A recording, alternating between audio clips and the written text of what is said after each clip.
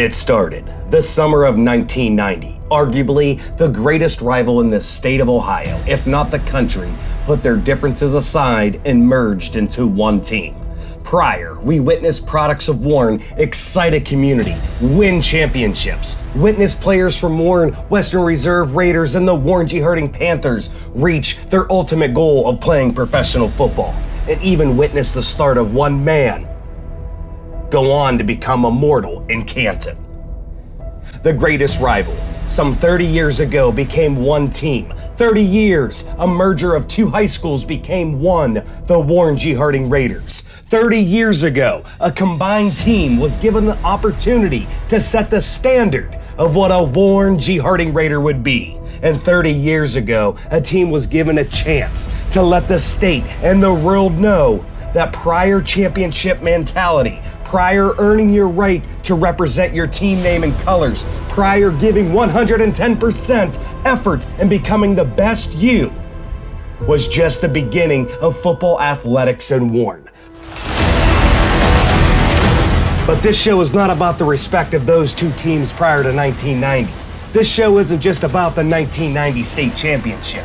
Warren, Ohio, it's been 30 long years of continued football student athletes excellence. 30 years ago, Chapter 1 stopped, but Chapter 2 since then has been nothing short of electric.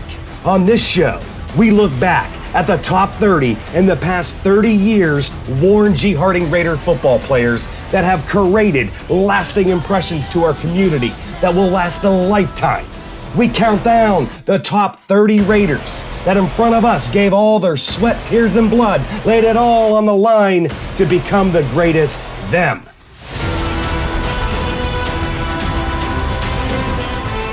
In this countdown, don't be surprised to see a Warren G. Harding Raider that with one catch had 42,000 people in Warren standing on their feet with goosebumps running up and down their body. On this countdown, you might just see a Raider win a championship for our city, go on to become great, but more importantly, become a father and give them the keys to create their own legacy. On this countdown, you might just see a Raider willing to play whatever position, do whatever it takes to not only make him great, but those around him, and eventually be drafted in the NFL. On this countdown, a Raider that not only did unbelievable things in the running game on the high school level, but did the same in college to win a national championship. On this countdown, it's not just about the Raiders that made the big catch, or the big run, or the big throw, but the ones that line up to make any of those plays become reality. And on this show, you might just see the likes of a Raider that you don't even call him by his first and last name. You refer to him by the impact he gave on the field, B-O-O-M, boom! On this countdown, a Raider so great and inspiring that on Friday nights, his number 77 are in the clouds forever looking down at Mollenkoff Stadium. And you can't just pick anyone to create this top 30 list. You have to search for a person that never misses a game. Search for arguably the Warren G. Harding Raiders' #1 fan. Search for a Raider that knows his statistics and knows his history and has earned the respect of creating other countdowns. And there's no other man than David Worm Baugh as countdown analyst. But these past 30 years, you just don't create a show based off of one man's top 30, but you get an inside look and get commentary from special guests. Like a man every Friday night during high school football season that takes over 30 minutes on air, going over every game played in the Valley, all under one breath. Sports director from WKBN, Ryan Allison. A man you hear on Game of the Week countless times in excitement saying, "Touchdown, Warren Harding!" Executive producer of Game of the Week from WKBN, Chad Krasinski. A guy that's been around for a very long time, and before becoming the sports director of the news station, was a radio analyst that commentated the last Warren Harding versus Warren Western Reserve game. Sports director from WFMJ, Dana Balish. In Warren, Ohio, it's been a long time since we've heard from this coach. A coach that spent 7 years creating 2 AP championship teams. A special look at his era in football in Warren, Ohio. Most known for 3 letters, capital M, lowercase c, capital D, Tom McDaniels. But when it's all said and done and all the smoke is cleared, this show is dedicated to the Warren G. Harding Raiders Spring Sports Class of 2020, where a virus may take away their final year, but they will be remembered forever. This is a fan-made, non-profit top 30 countdown show with its primary purpose to bring fun entertainment to our area during COVID-19 by counting down great athletes and memories from Warren, Ohio's public schools football team, the Warren G. Harding Raiders. So, the views, information, or opinions expressed during this series are solely those of the individuals involved and do not represent those of Warren City Schools, current staff, players, or coaches of the Warren G. Harding Raider football team, related nonprofit programs, or the companies that employ the individuals interviewed. Ladies and gentlemen, this is the top 30 Warren G. Harding Raider football players in the past 30 years. So without further ado, please welcome our host, 2003 Warren G. Harding graduate Brandon Giovannone, and 2002 Warren G. Harding graduate, your number one source of Raider statistics and history, countdown analyst, David Baugh. Good evening, ladies and gentlemen, and welcome to the top 30 Warren G. Harding Raider football players in the past 30 years. I'm your host, Brandon Giovannone, and with me is a man that needs no introduction if you've ever been to a Warren Harding game. Our countdown analyst. I'm going to give him an introduction anyways. It's the guy that says, "Let's go Raiders." Ladies and gentlemen, our countdown analyst, David Baugh. David, how you doing? I'm great. How are you doing? You staying safe? Oh, I'm trying to. Just enjoying being bored, I guess. That's about the best way I can put it. How are you doing? Everyone safe over there? Yeah, just trying to relax, but take care of business, you know? Oh, absolutely. Well, you know, I called you up and I said, hey, you know, we got some time on our hands right now because of this, you know, COVID. And I'm like, let's put together this list. And as we said, folks, this show is dedicated to the Warren G. Harding Raiders Sports Spring Class of 2020. Without further ado, Dave, Worm, how hard was it to put this list together? Oh, man, it was tough. I mean, you had 30 different people. You're going to get 30 different answers. We've been so spoiled and blessed around here with an immense amount of talent and just the memories that our community has been blessed to have. So it was very fun. Oh, absolutely. Well, let's get started. So, Worm, number 30. Oh my God, I left so many guys out. I know they're going to be so upset with me. But my number 30, he was a senior when I was a freshman, Terrence Dawson. A lot of times we forget about, you know, guys like Lynn Bowden and Maurice Claret, who we're going to hear about later, of course. You know, we hear about those guys making the paper and, you know, but a lot of times we forget about the linemen that do it in the trenches, especially on the defensive end of the ball. So Terrence Dawson, we called him Big Duke. He was a big, agile, two-sport athlete. He excelled in basketball. He was a monster defensive tackle. He ended up earning a football scholarship to Indiana. And we're going to hear from several other players from the class of 99. Like, it was just so loaded. It just carried the way they carried themselves in school. They were like monsters. This is back in 1998, you know, because he graduated in 99. So just Big Duke. You'll see the highlights, but he was just an amazing off the edge. And then, you know, sometimes he would line up at nose tackle and he would just stuff the middle. I mean, he was amazing. Big Duke, Terrence Dawson. Worm, who do we have for number 29? Love his family to death. Vanessa Provitt, class of 1995. He ended up at Ohio State and he spent some time with the Pittsburgh Steelers in the preseason of 2001. But he's just such a great size and speed. Harding wasn't very known for passing the ball back then because the quarterbacks were more mobile and agile than throwing. But I mean, 7 career touchdown catches, 3 returns, 1 via kickoff, was 88 yards, and the longest kickoff returns in Harding history. And punt return touchdowns at 49 and 35 yards. I mean, he was so big, and you'll see in the highlights the way that he just pulls away from people in the open field, which is amazing. Like I say, he comes from a great family. I believe he's a sheriff in Columbus now. So once again, it's great to see that the values that guys have while they're young men, and they once the football chapter of their life stops, they continue to use the same values and morals that made them great players, and it turns them into hard-working adults. So shout out to my boy. Who is Worm's number 28? Number 28 is another guy. Went to school with him. He's a couple years older than me, John Lumpkin. He's one that kind of gets forgotten about. He's the other DN that was opposite of Big Duke. But he was a 3-year starter, but it's funny, he made his name, he really blew up as a junior. First game in 1998, Harding played Cincinnati Moeller. They were the reigning state runner-up, and Harding started the season 17th in the country. And Moeller featured a guy by the name of Michael Munoz. It might sound familiar because his father, Anthony Munoz, I believe he's in the Pro Football Hall of Fame, the Cincinnati Bengal. Munoz was a 3-time All-Ohio selection in Division I, and he eventually became an All-American for the University of Tennessee, but Lump just dominated him, and like I said, Lump was a junior. I believe they were both juniors that year, but Lump just really gave Harding that push to establish themselves as one of the premier teams in Ohio.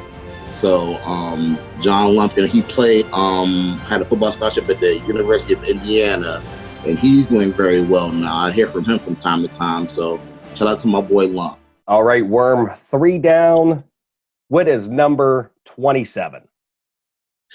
Number 27 is a guy that could really, really be higher on the list. Chris Ensign, the original starting quarterback from the 1990 state championship team. And I remember Chris, the right-handed quarterback, was just like a rifle.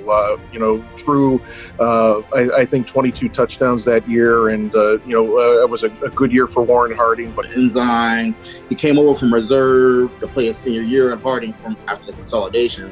5'10", 171 pounds, but what he lacked in size, he made up for it with heart. And I highlight, you'll see him taking a regular quarterback sneak and staying up and run through the pile for a 35-yard touchdown. He threw for 1,298 yards, 17 touchdowns, and 11 of those touchdowns went for at least 30 yards. Annarella did such a great job of, Coach Annarella, God bless his soul, he did such a great job of taking all these players and taking two sides of towns and managing egos and coming together. And Ensign was such a huge part of that. So Chris Ensign, number 27. Oh, absolutely. And, that's what kind of brought this together. For those that don't know out there, is the merger happened 30 years ago, 1990. Warren Western Reserve Raiders and the Warren G. Harding Panthers became the Warren G. Harding Raiders. And, this was the team, Worm, that, they got to create what it means to be the new Warren G. Harding Raiders. They had 2 paths. One path, we can't get along. We're still fighting. We're still doing this. We're no longer a championship city. Or nothing's changed. We are only one school now, but it means even more now because the whole city is one team doing great things. And obviously they won that championship, Worm, and here we are now. We get to announce 30 additional players, or 30 players from that era, from the past 30 years. And, that's a great pick, number 27. Ensign, another thing I should add, and I'm going to get in touch, and I'm going to touch on this later, but he still holds the record for the longest touchdown pass in Division I history. All right, Worm, number 26 on the top 30 Warren G. Harding Raider football players in the past 30 years. Number 26. Number 26, another senior from my freshman year, 1999 grad, James Homer Simpson. He was a defensive tackle. He was just so big and so agile. He played in he was one of 3 Harding grads from 99 to play in the 1999 Big 33 game. Him, and we'll hear more from Derek Toles and Carl Diggs, but he started defensive tackle.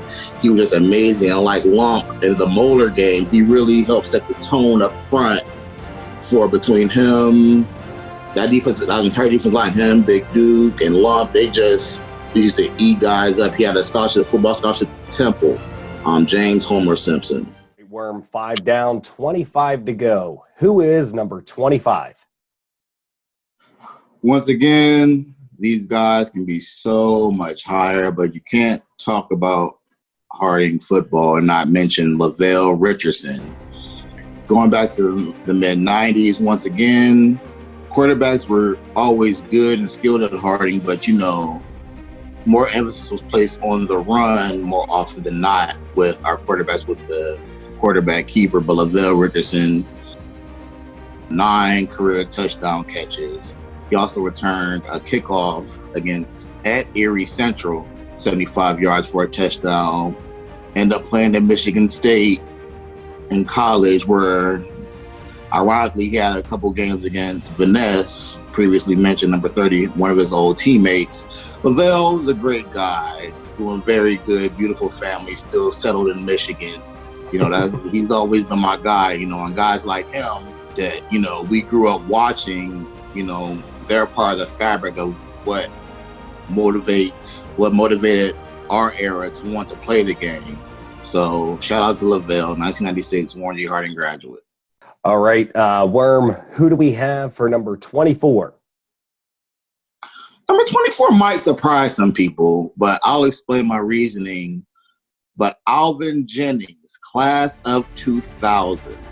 Alvin was a 2-year starter, but this is his sophomore and junior year. He missed his entire senior year. He caught 8 touchdown passes. 4 of those were over 30 yards. He's the only player in Harding history with 2 punt return touchdowns longer than 70 yards. There were 74 and 88 yards. Right. Alvin was so gifted on loaded teams. I really believe that his presence could have opened up the entire field, not just for Claret, but, for the young guys my age and, for the rest of that 2000 senior class. He was very highly underappreciated, but Alvin Jennings ended up earning a scholarship to the University of Buffalo. He has a nephew right now, Damari Freeman, that was a sophomore for the team this year, so shout out to him. Has a lot of potential, but Alvin Jennings, number 24. Number 23, who do we have? This guy almost represents the first family of modern-day Warren G. Harding football, the first of 3 from the Daniels family. And this one is LaShawn Daniels Jr., class of 2013. He came over as a junior, played his junior and senior year here. His father, LaShawn Sr., was a key member of that 1990 football team. LaShawn Daniels, boy, following in the tradition of all those great Harding players in his family as well. He continued on following in those footsteps. LaShawn Jr., he was just a workhorse. 2012 first team All-Ohio. He finished that season with 1,570 yards and 15 touchdowns. He's 7th all-time going back to beyond the consolidation, with 2,478 yards, scored 22 touchdowns, played college football at Iowa, spent 2 years in the NFL. That door might not be all the way closed just yet, but even if it is, he's such a great young man. The qualities that these men show just on the football field has made them such great people. He's such a well-raised young man, very nice. Not enough you can say about football is the Daniels family, Oh, absolutely it is. And it was a treat to watch. We have a gift in Northeastern Ohio when it comes to superstars, and especially with Warren Harding. So, that's a great pick at number 23. All right, great list so far, Worm. Who do we have at number 22? Number 22, we're honoring this whole project honors guys from the past, but right now we're going to take a look into the present, because right now we have a very dynamic young man. Our quarterback, Elijah Taylor, we have hopefully one more year with him. The football season comes around, but he came into this year with a lot of promise. He opened up the season on the road, 341 yards, Harding record, 3 touchdowns at Cam McKinley. Comes back a few weeks later on the road, breaks his own record, 366 yards passing, again at Akron St. Mary. He's 2nd all-time with 27 touchdown passes. He's 1 behind Lynn Bowden, who, of course, we're going to hear about later on. All-time leading passer in Harding history with 3,124 yards with a year left. 15 touchdown passes. 15 of his 27 career touchdown passes have gone for at least 30 yards. with our emphasis on the run over the years, we don't have a whole lot of quarterbacks that even threw 15 touchdowns, period, let alone for over 30 yards. So he's finding guys out there. He's an MVP both on and off the field, dynamic student. I'm looking forward to seeing how his recruiting picks up over the next year or so. Great family. Elijah Taylor, great kid. Looking forward to seeing him grow. Oh, absolutely. And you spoke about Lynn Bowden. And I remember I had a conversation with you after Lynn's final year, and I said, who's going to come in at quarterback? Those are some big shoes to fill. And you told me, well, we're going to be okay at quarterback. Football's evolving into more of a passing game. We've always been known on a high school level as, stop the big plays and run it down your throat. And I think one of the biggest things is I think he's doing a phenomenal job of creating what this next level of Warren G. Harding Raider quarterback is. All right, we are on number 21, Worm. Who do you have listed for number 21? Number 21, we're going to go back a couple years for Kimari Murray, tailback, 2016 graduate, 3,159 yards in his career. One of, I believe, 5 former players that rushed for over 3,000 yards. He almost became the first player in Harding history to run for 1,000 yards in all 3 of his years, but he fell just short of that. But 32 touchdowns, 14 career 100-yard games, 3 games of over 200 yards, 7 career touchdown runs of 55 yards or more. He was such a dynamic player. He's not the biggest guy on the field. We was able to see him in the same backfield with Lynn Bowden in 2015. Just was a great kid. I've known his mother for years, so it's great to see, when I really don't watch him grow up, but when you see somebody that and their son grows up and has a pretty successful high school football career, that's very satisfying. Oh, absolutely. Him produce on the field. So Kimari Murray. All right, and to end the 20s, Worm, who do you have at number 20? Number 20, we're both going to like this selection. Graduated with you, one of the most versatile players in Harding history, Mike Phillips, class of 2003. He completed 51% of his passes for 2,079 yards and 19 touchdowns in his career. It's tied for that 19 is tied for 4th all time with touchdown passes. But in addition to that, he was a first team All-Ohio quarterback selection in 2002. And he had 4 interceptions, which is a lot, but Mike was always given the assignment of guarding the toughest receiver on the opposing team. I believe we can all remember Tony Gonzalez from Cleveland's Hated Ignatius. Right. Mike is all over the place. He went to Pitt. His injuries at Pitt late in his career probably costed him an NFL career, but I'm pretty sure that had an effect on him. But nevertheless, Mike is a great guy. Once again, I've really stressed the football qualities, the qualities that make them great on the field, making them great off the field. Mike is a trainer. He's our strength coach at Warren G. Harding. Mike is just great guy, great family, great football player, but even better person. So Mike Phillips. Oh, absolutely. And I can't agree with you anymore there. And if you can't get a smile around that guy or just walk away feeling good. Yeah, something's wrong with Mike. Absolutely. So, Mike, how does it feel to be listed on Worm's top 30 football players from Warren in the past 30 years? Oh, man, I'm thankful and appreciative. I'm very thankful because someone like Warren, who very been around, one of the big Harding fans, a journalist here. Seen a lot of ball. We're very rich in tradition. Right. So for my name to be on that list is tremendous. Absolutely. Appreciative because there's a lot of sacrifices that was made from my family to great coaching, great players, names household names or may not know, but sacrifices played a vital part. And also the fans, man, it was very electrifying playing in that stadium. All right, Raider fans, with us now is a 2-time AP champion football head coach for the Warren G. Harding Raiders. Ladies and gentlemen, Tom McDaniels. Tom, Coach McD, how you been? I've been great. Miss coaching every day, but I'm keeping myself involved in football by chasing the Michigan Wolverines around and chasing the New England Patriots around. But I'm doing well. The whole family's doing great. What's crazy is probably as when your sons were younger, you kept them overly activated in football with everything that you were doing. Now you get to sit back and see what marvelous things they're doing college level and in the NFL. Yeah, it's a complete role reversal. They got to come to practices at McKinley when they were about 4 or 5 years old, as long as they could behave and not get in the way. And so now I'm the guy that gets to go to practices as long as I behave and I don't get in the way. And so I learned from them about how to do that pretty well. That's awesome. Well, I appreciate you being on the show today. In a nutshell, Coach McD, in a nutshell, what did those years as our head coach of the Warren G. Harding Raiders, what did those mean to you?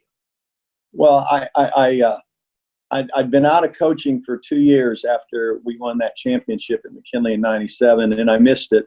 About 6 months into that administrative position that I accepted, I knew that I'd made a mistake. And so I anxiously attempted to get back into coaching somehow, somewhere. And at the time that Warren Harding hired me in 2000, I said that they gave me my life back because I was not an administrator. I was a football coach. So it was a great opportunity, and they gave me that opportunity to get back into coaching. Those 7 years in Warren were among the best 7 years of my life. I love the kids. The community was extremely supportive. We got things going and won some games and competition and filled the stadiums and got deep into the playoffs. But it was a wonderful 7 years. Like I said, among the best 7 years of my whole life. And it was a tremendous 7 years for the Warren community. To witness some of those star athletes that came out there, some of those big games that just, and I think what's forgotten a little bit here is I think maybe football has became evenly across a bunch of teams. But when you were in Division I back in those times, these were players that you paid $6 to go to a game, and more than likely you saw a couple NFL stars. I mean, not just the playoff games, maybe even week 8 you were facing against these people. So those were just great years of football. Well, for the fans out there, I originally reached out to Coach McD and say, just give me your top 10 players that of Harding. And then he just inside here, he couldn't do it. There was no way he could narrow it down, right? No. So then we decided 30 of what you coached, and you still couldn't do it, right? No. There's no way that I could, reduce that number to 10 because invariably I was going to slight somebody. And the last thing I want to do is to slight a kid that played for me at Warren Harding because, one of the other things that made those 7 years among the best of my life is how committed they were to the program that I presented, in the way that I wanted to manage the program. Warren kids could always run like crazy and they'd hit anything that moved. And I had coached against them, obviously, so I knew that. I figured out pretty quickly that all they needed was some structure and some direction and discipline. And then we'll let those guys that run like crazy and hit like crazy, you can win a lot of football games. And then when you've got really talented players like we did, it all worked out for all of us. So without further ado, after I spoke with you, we decided, you know what? It's been a long time since we've reached, we've heard from you around here. We do miss you dearly. And I think it's actually better that we're going to do Coach McDaniel's just top, what would you say, 35? We have 35 now? 34 kids that I have listed. 34. And what was hard with you is I know you said all of your kids were special to you. And even the ones that may not have been superstars that were friends of mine, they still say what they taught, what they've learned from you, or I'll hear they called you the other day or something like that. And over the past, 15 years, and it's I touched a lot of them. Yeah. And it's amazing. So I'm going to give you the floor. So without further ado, Coach Tom McDaniel's top 34 players that he's coached with Warren Harding. Well, and the other thing that I think that we need to mention here before I get started is that we weren't in the business of making people superstars. Right. We had superstar players, but that was media driven. That was not something that I was in the business of doing. We were very much a team oriented. That was the approach that we took. And so those really gifted players that we had, they bought into that team concept too. But we knew that if we won a lot of games, everybody could benefit. And if some guy ended up being Mr. Football, that's really only an honor, maybe one guy can cherish. Right. But kids bought into that. And without any further delay here, I'll begin to mention some of those names. I grouped some of them by position. Okay. Knowing that we played a lot of kids on both sides of the ball.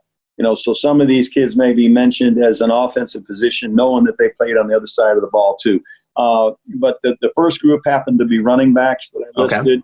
Okay. And that list begins with Maurice Clarett, Danny Herron, Richard Davis, David Herron, who was a fullback and a linebacker. But we were in a two-back offense a lot. And you needed a great fullback to put in front of an effective running back in Delbert Ferguson.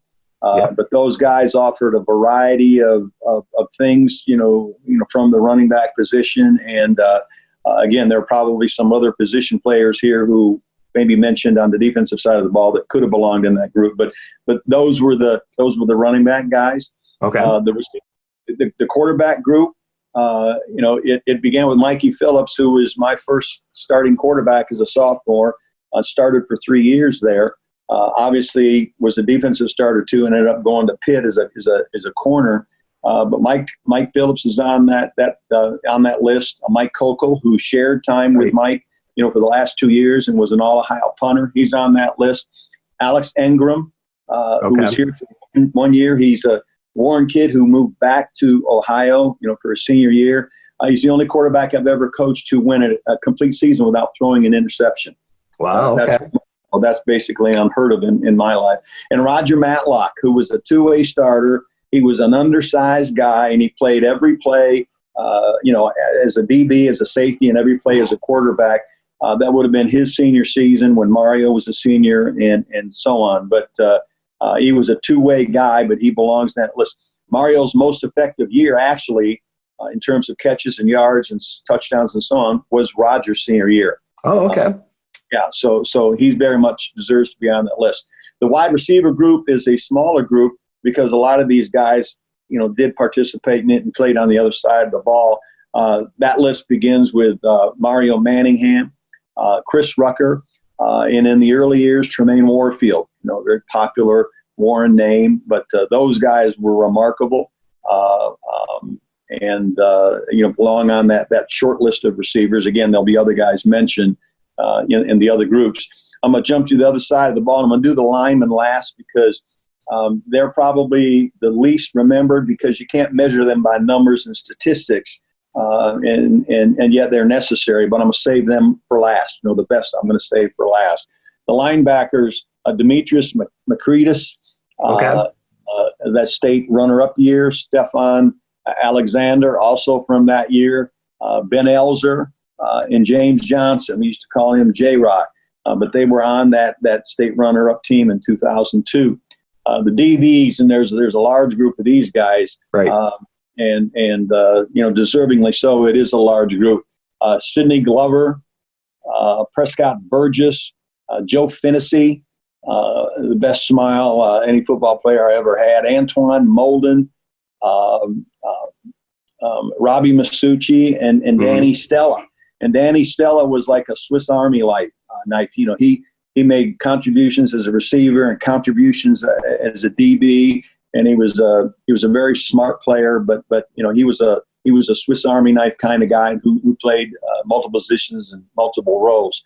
And now we get down to the O lineman and the D lineman. Some of these guys played on both sides of the ball, so I may list him as an O line guy, and they could have been a D line guy. Right. But the O line guys were Rocco Cerrone, Dante Campbell, two guys who were 3-year starters. For us, started as sophomores at the two tackle positions.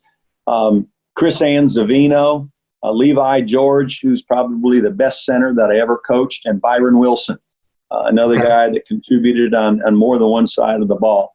And then the D-line guys would be names that people will remember: Anthony Hoke, Philip McNeil, Anthony Harris, Tony Reed, and Corey Tucker. Corey Tucker was also a tight end, and some of those guys, filled that tight end role for us while they were playing other positions. And then the last guy on the list, very necessary, very deserving, is Joe Spain, who was a kicker. Right. He did for us at that St. Ed's game in the regional finals. We got the completion from Coco to Mario for a big chunk play, and then he kicked this long field goal as time was running out to send us on to the next level. So those are the guys that are on the list. I actually sought help from some of my assistants because my memory is not what it used to be, and I didn't want to miss anybody. Undoubtedly, I did, but those are guys that I wanted to talk about today. Oh, absolutely. And that just brought back so many memories as a person that I was basically in, the 4 years I was at Harding, you were our head coach, and our senior year is the year you went to the 2002 championship game. But that was a phenomenal list. I'm glad you brought up a lot of those names because, sometimes some of the players that don't go and become a megastar in college or megastar in the NFL, they made mega memories as a Warren G. Harding Raider. And so what you did with the list right there, I'm glad that a lot of those names were brought up. All right, Worm, it's time for the teens now. Who do you have at number 19? Number 19 is a guy who needs no introduction off the field. He's Mr. Inspiring Minds himself, 1999 Warren Harding graduate Derek Tolles. He rushed for 1,562 yards and 21 touchdowns in his career. Against Youngstown Reign, he ran for 250 yards and 4 touchdowns, and he actually returned the opening kickoff for a touchdown. He was still selected with 2 of his teammates to play in the Big 33 game where he was actually the MVP of the whole game. At tailback, played football at Penn State where he had a lot of promise, and he was riddled by something called rippling muscle disease. Where he went through all that, ended up signing with the Atlanta Falcons, spent time with the Cleveland Browns and Indianapolis Colts. Him and his group of friends, they started Inspiring Minds, where they teach youth to think outside the box and expand their horizons.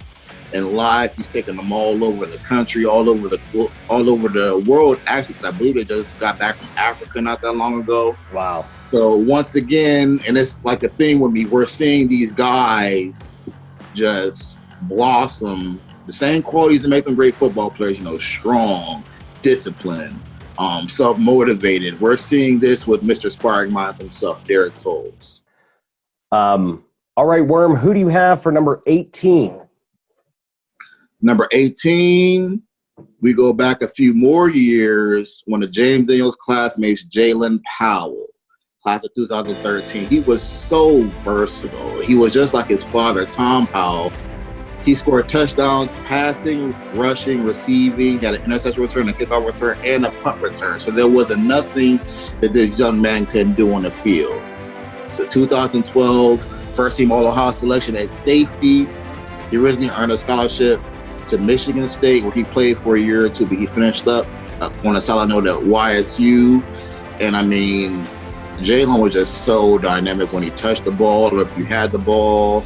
All of this starts at home. The way that you raise your kids to be disciplined in the home and working hard at the home, that comes from, so that's why that pattern continues, because of what's instilled with them at home. So shout out to Tico, Andre Coleman, his stepfather. They did such a great job of molding him into the young man and the football player that he was. So Jalen Powell. All right, Worm, who do you have for number 17? Number 17 is the first of a few selections that we have from the class of 2007. Shout out to 2007. Y'all know y'all my boys. But Chris Rucker, 2007 graduate, finished his career, one of the top Harding receivers statistically of all time, 57 catches for 880 yards and 12 touchdown catches.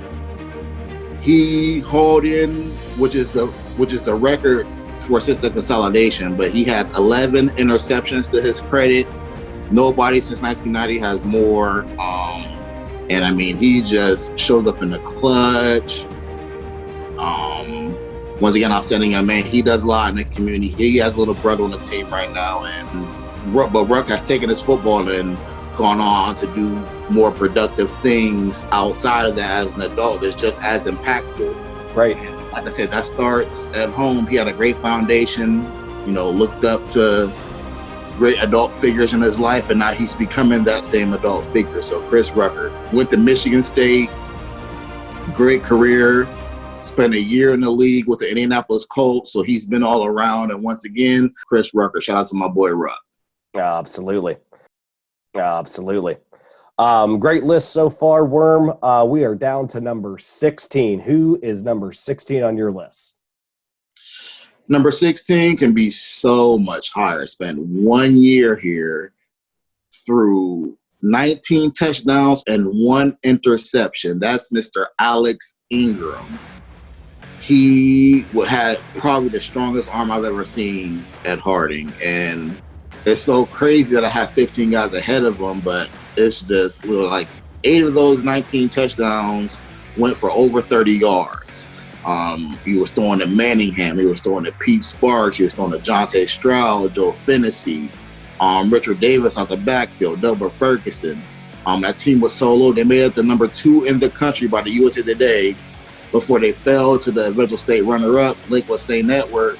He came from Irving, Texas for his senior year, and he picked up right where Mike Phillips and Mike Hopel left off, and he really embraced being a Raider, and he was just such a great leader for that team that was already loaded, but, he carried his own name and Was just one of those guys that, really just took it to heart. I remember talking to Alex one time, and he says, "Hey, look, it's not about me, it's about the team. I'm in the quarterback spot, but it's the rest of us on that offensive line." Alex Ingram.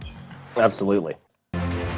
Raider fans, we hope you're enjoying the first half of the fan-made Top 30 Warren G. Harding Raiders in the past 30 years. We will find out who picked 15-1R next Monday, May 4th at 7 p.m. live on Facebook and YouTube. Thanks for watching part 1 of our 2-part series, and we have a ton of surprise guests in the second part. Stay safe, good night, and so long, everybody.